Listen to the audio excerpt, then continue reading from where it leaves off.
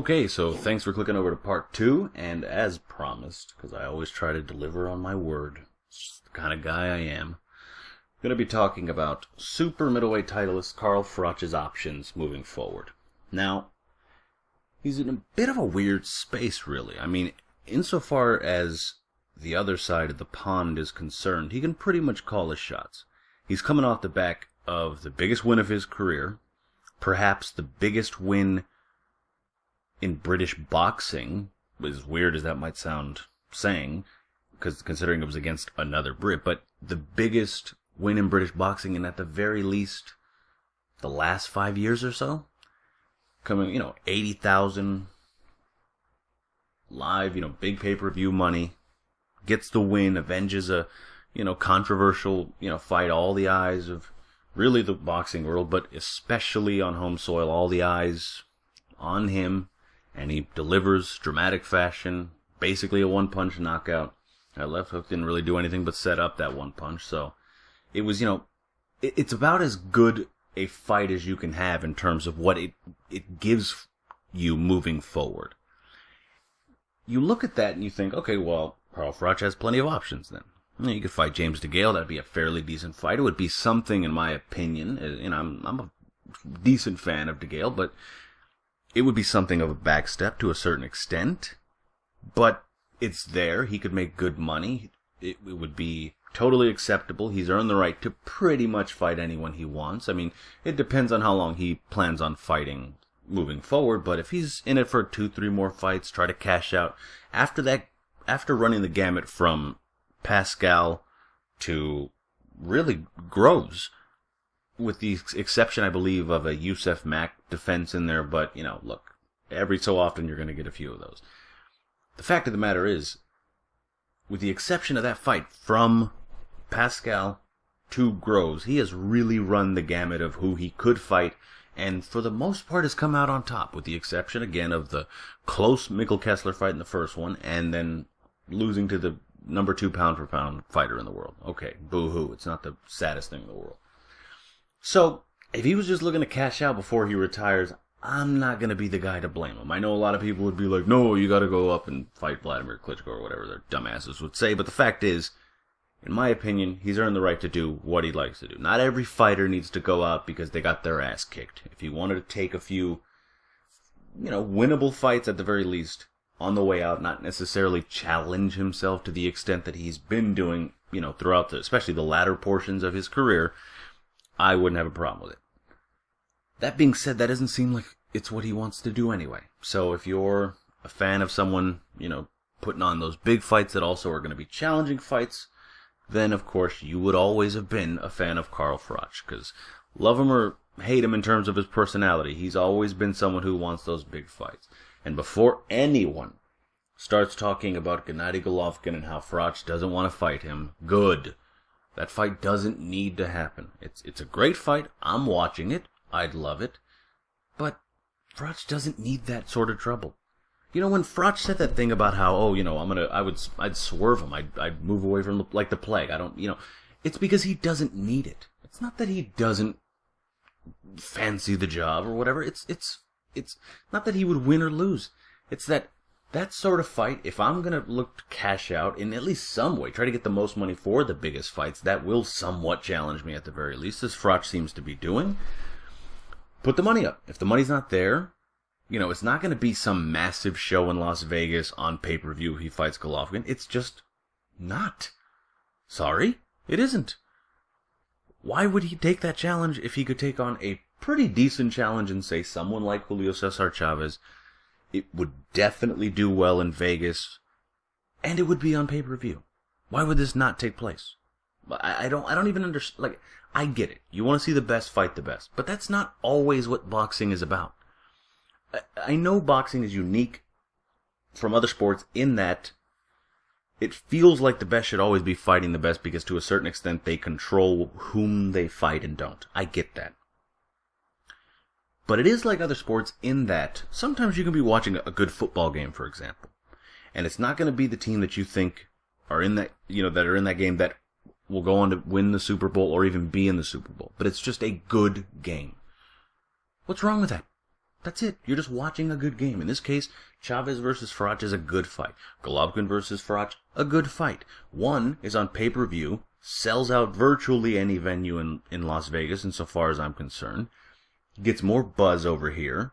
Certainly would be more buzz in the UK, because it has Froch in it and a bigger name in Chavez, and it's, British people love talking about Mexican fighters for some reason. Every time a fighter from over there fights someone who's Mexican, they'll always be like, hey, I don't know, I haven't seen him. He has like 5 losses. I don't know. I've never seen him fight once, but he's Mexican. So, that means he has to be good.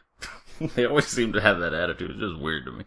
But in any event, they respect Mexican fighters, and this fighter happens to be a pretty decent one when he's not, hanging out with Snoop Dogg. So, why not? It's the bigger fight. It's going to be just as challenging. We don't even know if Golovkin carries power to 168. We keep talking about him fighting all these 168-pounders as if he's just been knocking out light heavyweights and super middleweights, and he just happens to fight at middleweight. We don't know. Maybe he does. I think he would fare pretty well at super middleweight when he, is ready to go in that direction. But at this point, he doesn't even seem to be struggling to make 160. If you look at Golovkin 2-3 days, the day of the fight, the weigh-in, whatever, he never looks drained. He looks strong as an ox. That's why when he gets into the ring, he punches people's faces off their skull. That isn't the signs of a fighter that's body is begging him to move up because he's draining himself prior to the fight and has no power in the ring. No, he's fine. So, to think that he's going to be able to just jump 8 pounds up and knock out a guy like Froch, for example, who has a very sturdy chin, who was hit with the most perfect right hand you could be hit with early in a fight while he was still potentially cold, and who then came back and still, in one way or another, won the fight. To think that he would just manhandle him in his super middleweight debut against a career-long super middleweight who's a consummate professional, who can punch too, mind you, I just don't understand why people are talking about it like, no, Chavez fight travesty. But a middleweight moving up, all of a sudden that's a great idea. Anytime other fighters say, oh yeah, well, this fighter can move up and we could fight, oh, what a punk, I can't believe he's calling this guy out. But now fans are calling for it because apparently he's already the super middleweight champion of the world, never fought there, but that's okay. I just don't get that concept. I don't understand it. And I don't understand Golovkin supporters who are like, oh, yeah, that fight makes sense. He should fight Froch. But then they'll say, well, Golovkin and his team don't have to fight Ward just yet. Ward's a difficult fight. No, you can't have it both ways, people. And again, one of the previous editions of 12-Rounder Radio, I'm on Golovkin's bandwagon, okay? I've joined it, okay? It was relatively recent, a little late to the party, but, I like to consider it fashionably late. But at the same time, let's be realistic here, okay? That isn't the biggest fight for Froch. Everyone knows it. So let's just relax on that. To get back to the point, though, before I went on that stupid rant I just finished, it seems like Froch is in a bit of a pickle. Golovkin still campaigning at middleweight. We have no idea what he's like at super middleweight. Chavez is going through some promotional things. I don't even know if he has a trainer at this point. I remember hearing/reading that Eddie Hearn was stating that the negotiations for the Chavez fight were crawling along, to put it kindly, very, very slow process, if you will. Again, the DeGale fight seems like another domestic fight, but a step back after such a big domestic fight. You got, Jürgen Bremer calling him out, saying he'll move down and fight him in England, and I believe if my memory serves, I believe 4 fans applauded such a concept. The Ward rematch even seems, considering Ward's legal situation, and which I give my opinion on in my weekly column called Pot Shots. You can check that out at the link below in the description. You have some fights out there, definitely. I'm not going to say that Froch is, just going to have to be like, well, it's over, and just walk off at this point. I'm sure he'll find a fight. But it does seem like there's, everyone that he's fought, for the most part, he's beaten. Even the Kessler fight, okay, he lost the fight, but at the same time, he did avenge it, and I don't know if anyone's necessarily clamoring for that fight. The only person that he's faced, really in his career, that you could say, nope, he has not beat him, is Ward. And again, Ward's going through his thing, and I don't really know if anyone really cares about that fight. I mean, I don't see that fight going any differently. I mean, Ward showed me nothing in that fight that made me think, oh man, but if this happens though, no this happening. Stylistically, Froch is just not going to do well most of the time against Andre Ward. I'm not going to say, 10 out of 10 times he's going to lose. Boxing. A lot of things happen, and Froch deserves a little more respect than that.